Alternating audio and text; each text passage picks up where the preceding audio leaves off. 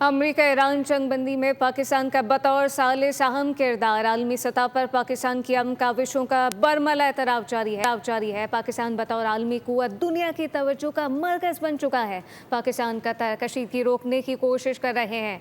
आलमी जरीदे में कहा गया, पाकिस्तान को मुनफरिद सिफारती मकाम हासिल है।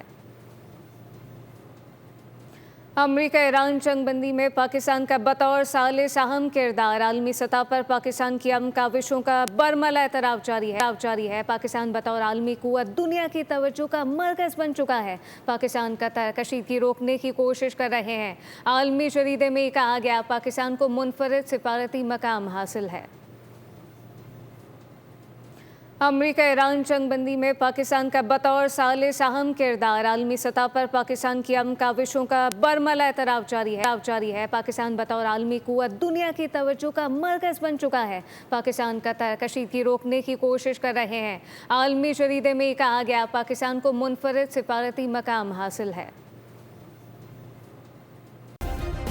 सब्सक्राइब करें और बेल दबाएं ताकि कोई खबर रह न जाए।